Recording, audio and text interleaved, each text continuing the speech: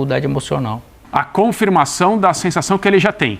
Nós somos superiores. E aí o jogo pode ser com público, sem público, no Newton Santos, no Maracanã, mas você acha que isso aumenta na a chance do Flamengo Gávea. ganhar? Eu acho que não. Mas eu acho que também não precisa. Não. Você não precisa falar para o Flamengo que ele é superior, porque o Flamengo sabe, o Vasco sabe, todo mundo sabe. Isso. Não existe uma discussão Não. a esse respeito. Não, O Jorge Jesus, lá do outro lado do mundo, sabe.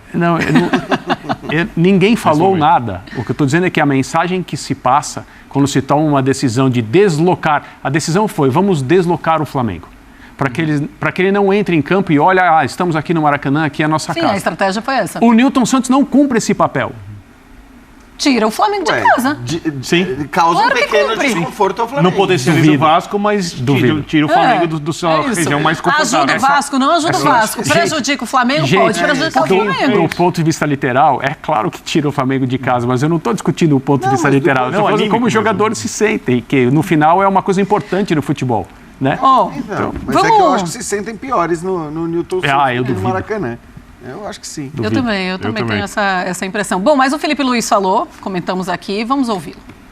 O problema são as expectativas, né? Que se geram e se criam e todo mundo espera que o Flamengo vai para o campo artificial e vai performar da mesma forma que performa sempre, que vai ser sempre 5-0 e isso aqui não condiz com a realidade, né? Do futebol de alto rendimento, a elite do futebol não é verdade, não é assim. O raro e o estranho do futebol é o que aconteceu no primeiro tempo do Maracanã, né? O Flamengo tão superior, então nós temos que entender que no Vasco joga Coutinho, joga Vegete, jogadores grandes e que também jogam, que também pressionam, que também sabem não perder a bola e nos colocam em dificuldades. Então as expectativas é sempre de fora, mas nunca afeta dentro e isso o meu grupo de jogadores sabe muito bem. Continuam com ambição e com humildade para poder continuar em busca de melhorar e evoluir cada dia. Claro, não existe nada melhor que um estádio lotado.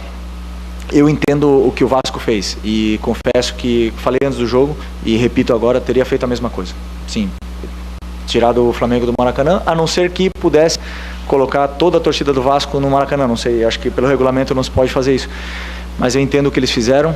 Se eu tivesse no lugar deles, talvez também teria pensado em fazer a mesma coisa. Mas pra gente foi bom, porque tirou a gente, como eu falei antes do jogo também, né? O Bernardinho fala, os campeões do desconforto. Nos tirou do conforto, nos deu um desafio maior, nos preparou mais pro que vem, pro que virá durante o ano, né? Mas agora, isso sim, foi no limite da agressividade o jogo, né? Então, assim, isso é uma coisa que nós temos que olhar. Léo, você gostaria de opinar sobre o que fez o Vasco, sobre essa troca?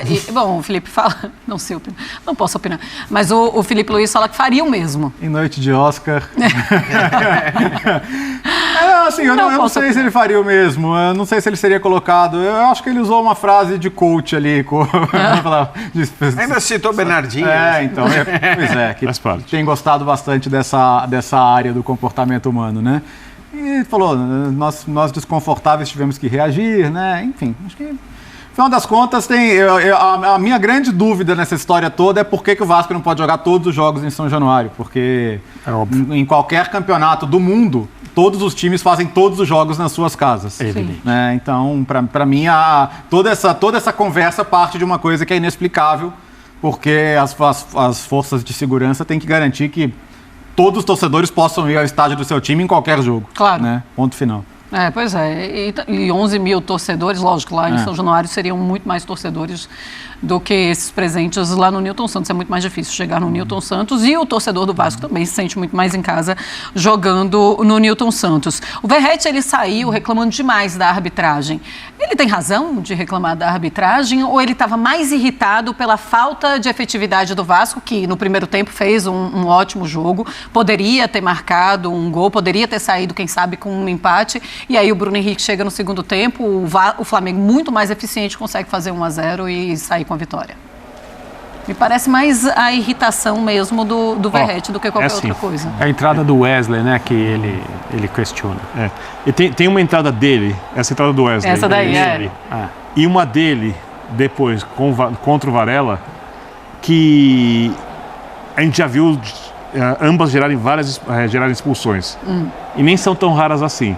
Agora, eu acho que o árbitro adotou um critério ok para as duas equipes, foi bem isento na hora de tomar as decisões de cartões, do que é falta. Essa daí, por exemplo, ó, é muito parecida com a outra. E eu acho que ela tem um pouco consequência da outra. Tudo bem, se expulsa na primeira, não tem essa. Perfeito, mas não expulsou. Tá valendo, é? Então isso tá valendo, é isso. É mais ou menos... Eu acho que ambas poderiam terminar em cartão vermelho, mas são as interpretativas, o árbitro optou por amarelos. É só uma questão de preferência, de gosto, não é uma questão do que tem ou não tem que ser. Acho que esses lances não são para expulsão, mas como algumas vezes expulsam, se expulsassem ambos, eu entenderia. Eu acho que o árbitro foi isento. Nesse caso, usou um critério igual. O jogo foi muito pegado no começo. Né? No começo, um número alto de cartões, mais para o Vasco do que para o Flamengo. Mas assim, os clássicos normalmente são partidas em que o nível de violência sobe um pouco. Agressividade, né? Não violência. Às vezes, violência. Eu acho que essas duas entradas são entradas violentas. E um árbitro um pouco mais enérgico poderia ter colocado os dois jogadores para fora. Eu não creio que em programas como esse aqui a gente ficaria... Não.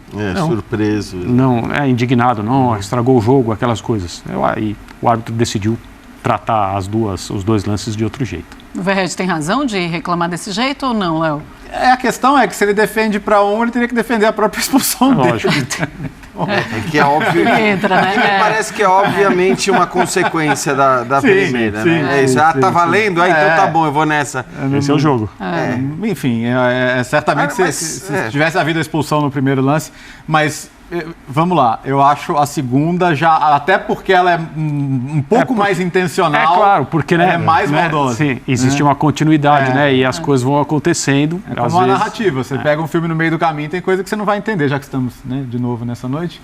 Já que ainda estamos aqui. Já que ainda estamos aqui, você pega o filme no meio do caminho, tem coisa que você só vai entender com o contexto anterior. Mas assim, eu vivo bem com a amarela nos dois lances, considerando o contexto do clássico. Eu também. E o Léo costuma ser um cara muito rigoroso. As marcações de faltas e cartões. O Calçade, esse jogo não acabava. O Calçade certamente já tinha expulsado os dois. Mas eu achei que a arbitragem do jogo foi muito bem, assim. O Felipe Luiz, ele fala, olha, a gente chegou ali quase no limite da agressividade, da violência, quando o Birner fala assim, o importante é analisar que ele não desbalanceou o critério, eu acho que é por aí mesmo. E tem um detalhe, que é óbvio que quando a gente pensa na qualidade dos times, tem que contar. Se a gente for pensar para quem compensa mais um jogo pegado, rude, é pro Vasco. Claro, né? É pro Vasco. Mas tudo bem, se o juiz é rigoroso, a primeira jogada mais dura é de um flamenguista, que teria deixado o Flamengo com 10 jogadores. E eu não sei se o Verratti, como disse o Jean, teria entrado daquele jeito no Varela, porque não haveria consequência da não expulsão antes. Mas eu entendo perfeitamente os amarelos. Ficou perigoso? Ficou perto da violência o jogo, como achou o Felipe Luiz, Jean?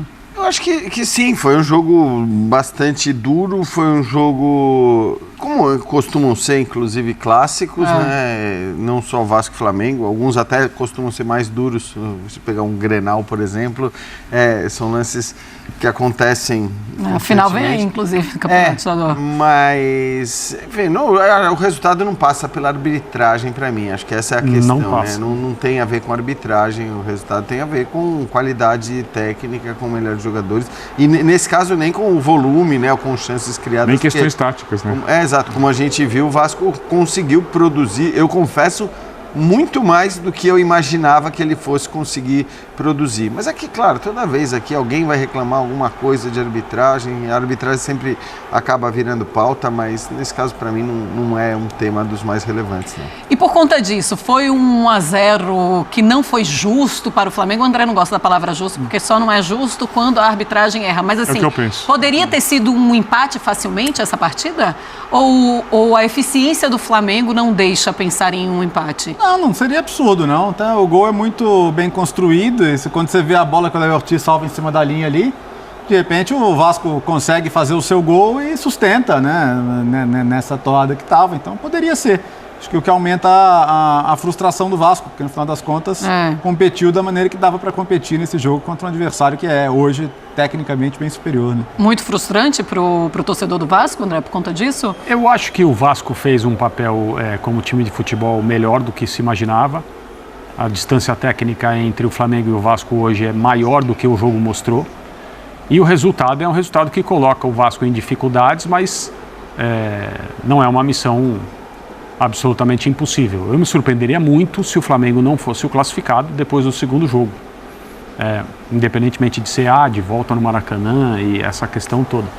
Mas eu não acho que o torcedor do Vasco teria razão em dizer que o jogo deveria ter terminado empatado, mas a competição foi mais equilibrada do que acho que a maioria das pessoas pensava. E é impressionante o Bruno Henrique, 99 gols pelo Flamengo, artilheiro do time em clássicos. E ele faz gols bonitos aí nesse estádio, né? Faz. Botafogo já sofreu bastante com ele aí. E ele faz, em clássico é com ele, né? E aí jogando no Newton Santos contra o Botafogo, ele costuma fazer muitos gols, inclusive no gramado sintético, então. no tapetinho. Mas olha aí o gol que ele vai, olha aí. Nossa, golaço mesmo, do Bruno Henrique, e impressionante, né? Como o Bruno Henrique, ele aparece em jogos importantes para o Flamengo. E lembra da última renovação que a gente discutiu? Mas vamos pensar na idade do Bruno Henrique, né? Ele já teve lesão, né? Como é que ele vai... Dá para apostar no Bruno Henrique por quanto tempo mais? O Flamengo não vai se arrepender. São discussões que hoje faziam sentido. Sim, na época, mas hoje parecem inócuas, né? Porque ele continua capaz de entregar um rendimento fortíssimo, né? Um jogador de... O Flamengo sofreria muito mais na ausência do Pedro se não tivesse, embora sejam jogadores diferentes, sofreria muito mais na ausência do Pedro se não tivesse um jogador como o Bruno Henrique. Ele, para mim, foi o melhor jogador do melhor semestre flamenguista, o segundo do ano de 2019 com o Jorge Jesus, quando o time foi afastado. 5 anos, Então, e depois disso ele teve lesões, na época um jogador de muita velocidade pelo lado, aquele time em que o Arrascaeta era o mais técnico, o Gabigol era o, entre aspas, talismã, e o Bruno Henrique era o melhor jogador do time. Ele depois se machuca, não tem mais a mesma velocidade, já tem uma certa idade, consegue se adaptar a jogar numa outra função, consegue resolver jogos. Quer dizer, esse é o jogador que qualquer torcedor gostaria de ter em seu time na história do seu clube. Né? Só que hoje ele é um jogador do Flamengo e o flamenguista que pode desfrutar. E o Flamengo tem um cara desse nível no comando do seu ataque. Já disputou título esse ano e ele foi bem, o papel decisivo. Ele talvez fosse um desses jogadores, talvez ele pudesse ser um desses jogadores cujo lugar no time está garantido pelo meu passado, o nome que eu tenho, aquilo que eu ajudei a construir. Ele não se comporta desse jeito. Exato. Eu acho que a quantidade de tempo que ele já perdeu no futebol por diferentes lesões, a coisa do olho, quando ele estava no Santos, talvez faça com que ele olhe para o que é o futebol de uma outra maneira. Então você vê o Bruno Henrique, quando está saudável, né, e disponível, sempre tentando alcançar o máximo das oportunidades que ele recebe, nunca reclamando publicamente. Dizem que o Flamengo tem um ambiente muito difícil de ser administrado, que muitos técnicos já sofreram ali por causa da maneira como determinados jogadores se sentem maiores do que as comissões técnicas. O Bruno Henrique é um desses jogadores com trajetória, prataria, número de gols, número de troféus. Ele e o Arrascaeta. Um comportamento diferente do comportamento do Gabigol. E um comportamento, ao que tudo indica, pelo que se fala e pelo que não se fala. Pelo que não se fala. Absolutamente profissional e sempre favorável ao que é o grupo. Então...